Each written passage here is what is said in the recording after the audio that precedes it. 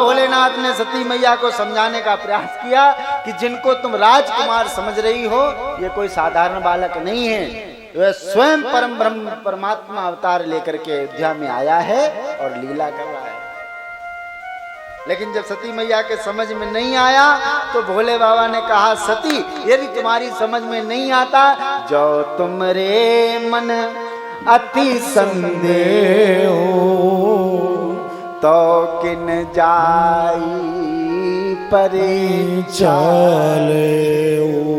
यदि मेरे समझाने से तुम्हारी समझ में नहीं आता तो जाकर के परीक्षा ले लो। लेकिन एक बात याद रखना, मैं तो तब तक यहीं बैठा हूं, मैं नहीं जाऊंगा। तुमको जाना हो जाकर के परीक्षा ले लो। मैं तब लगी बैठ आहाऊं बट छाई, जब लगी तुम मैं यहाँ बैठ करके तुम्हारी प्रतीक्षा करूंगा, तुम परीक्षा ले लो जाकर के। लेकिन सती एक बात का ध्यान रखना, क्या? जैसे जाई मोह भ्रम भारी, करहु सो जतन विवेक विचार। तुम्हारा जैसे भ्रम जाए जाओ, लेकिन विवेक को विचार करके परीक्षा लेना। मैंने कल आपको ज्ञान और विवेक में अंतर बताया था। विवेक के साथ भगवान की परीक्षा लेना। सती मैया चली गई, बाबा भोलेनाथ वहीं वटवृक्ष के नीचे बैठ गए और शंकर जी ने विचार किया कि लगता है अब सती का हित नहीं है। क्यों? अरे जो शंकर जी के समझने से ना समझे उसका जगत में हित कहीं होने वाला है ही नहीं। बाबा ने कहा, मोरे कहे न संशय जाई। अरे मैं बार बार कह रहा हूं कि ये बहिराम है। बहिराम है कौन? ये मेरे इष्ट हैं, सच्चिदानंद हैं, परम ब्रह्म हैं, अवतार लेकर के अयोध्या में आए हैं, साधारण राजकुमार नहीं है। और सती के समझ में नहीं आता है। नहीं आता है तो बाबा भोलेनाथ ने कहा कि मेरे समझाने से भी समझ में नहीं आता है तो निश्चित भगवान की कोई लीला है। बाबा ने कहा, हुई है सोई जो राम रची राखा, को करी तरक बढ़ावे साका। सोई जो राम रच राखा, को कर तरक बढ़ावे साका। देखो जीवन में एक बात समझ लेना, पिता पुत्र को समझाए, पति पत्नी को समझाए, पत्नी पति को समझाए, भाई भाई को समझाए। खूब प्रयास करियो समझाने का। भगवान के चरणों में खूब प्रार्थना करियो कि ये मान जाए, ये मान जाए, ये समझ जाए मेरी बात को। यदि सही बात धर्म सम्मत है तो। और जब ना समझे तो बाबा भोलेनाथ की चौपाई को स्मरण कर लेना, फिर हम और आप कुछ करने वाले नहीं हैं। इस चौपाई को स्मरण कर लेना। क्या? कोई है सोई जो राम रची राखा, सोई जो राम रची राखा, वो करी तरक बढ़ावे साका, को करी तरक बढ़ावे साका। पिता पुत्र को बार बार समझाए कि बेटा जुआ मत खेलो, कुसंगत में मत रहो, शराब मत पियो, भगवान का भजन करो, धर्म के साथ जीने का प्रयास करो। अब तो भी समझ में ना आए तो फिर कोई है सोई जो राम रची राखा, सोई जो राम रची राखा, वो कर तरक बढ़ावे साका, को कर तरक बढ़ावे साका। भगवान भोलेनाथ ऐसा कह करके अस कही लगे जपन हरि नामा, अस कही लगे जपन हरि नामा। सती गई सती जहाँ प्रभु सुख धामा, गई सती जहाँ प्रभु सुख धामा। बाबा भोलेनाथ तो वहीं बटके बच के नीचे बैठ गए और श्री राम जय राम जय जय राम, श्री राम जय राम जय जय राम, श्री राम जय राम जय जय राम, ओ श्री राम जय राम जय जय राम, बोलो श्री राम जय जय राम।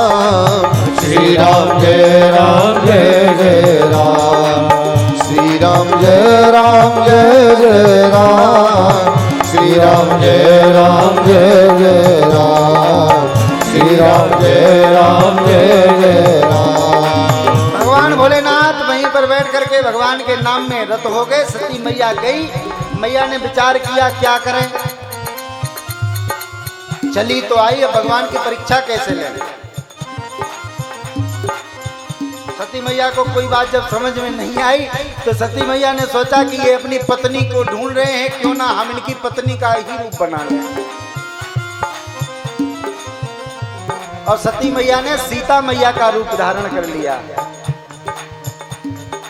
सीता मैया का रूप धारण कर लिया और सती मैया कहाँ गई?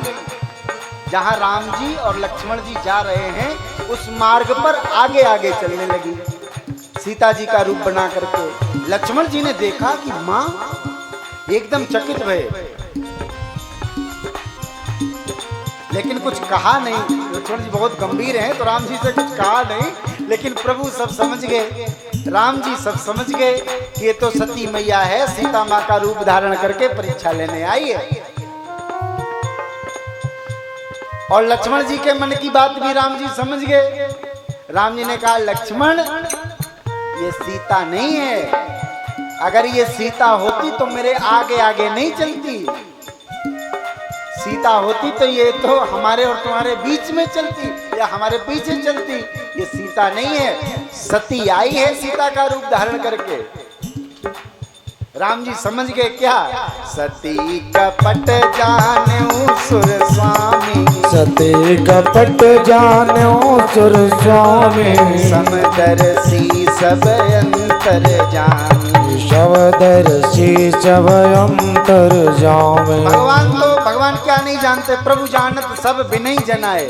अच्छा एक बात बताओ, भगवान ना जानते होते तो हमारे आपको इस भवसागर से कोई पार करने की दूसरी शक्ति तो है नहीं। यदि भगवान हमारे मन की, हमारे हृदय की ना जानते होते तो हम लोग कभी मंदिर में भगवान को जाकर के प्रणाम नहीं करते। भगवान सब जानते हैं। भगवान पता कैसा है?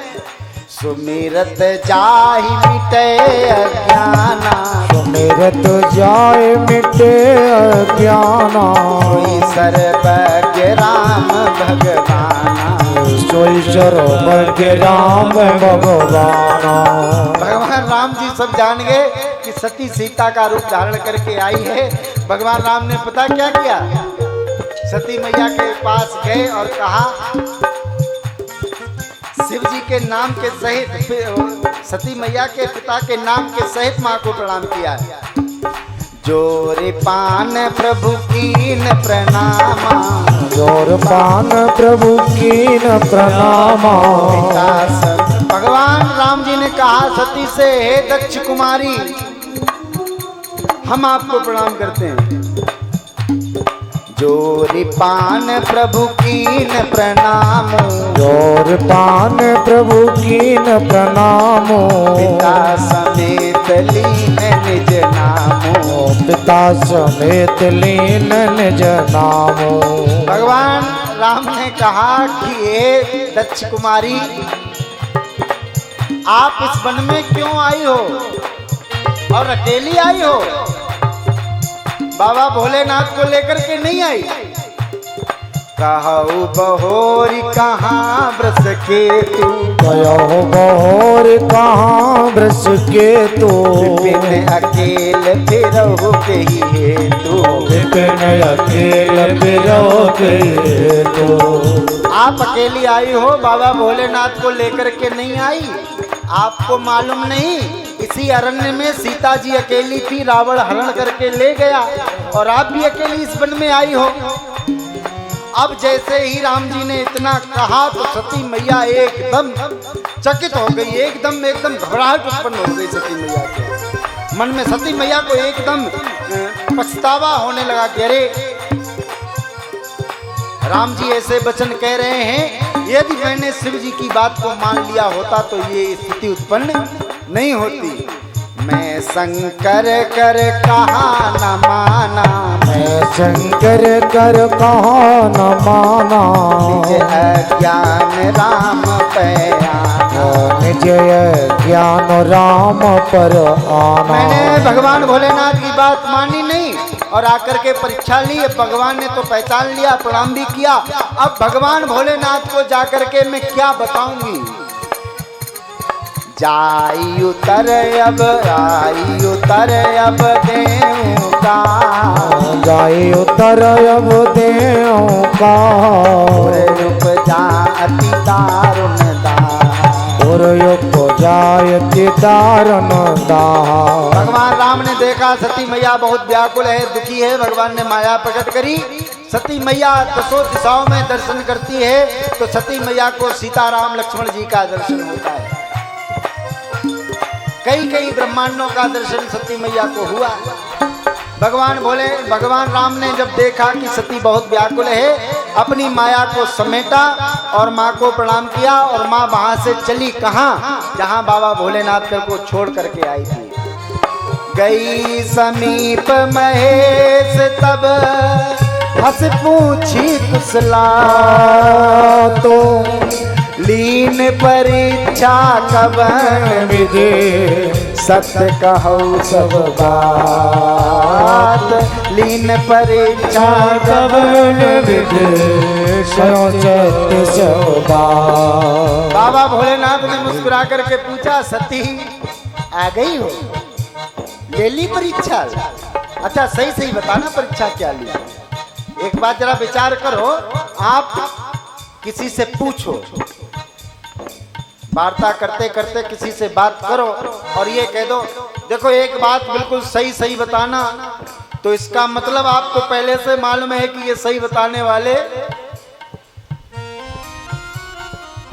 किसी से बात करते वक्त ये कह दो अच्छा एक बात बताएं, सही सही बताना, इसका मतलब तो यही हुआ कि आपको लग रहा है कि वो सामने वाला सही नहीं बताएगा। भाई शंकर जी ने मुस्कुराते हुए पूछा, सती सही सही बताना, क्या परीक्षा ली? अब सती मैया तो इतनी व्याकुल है, क्या बताए क्या कहे।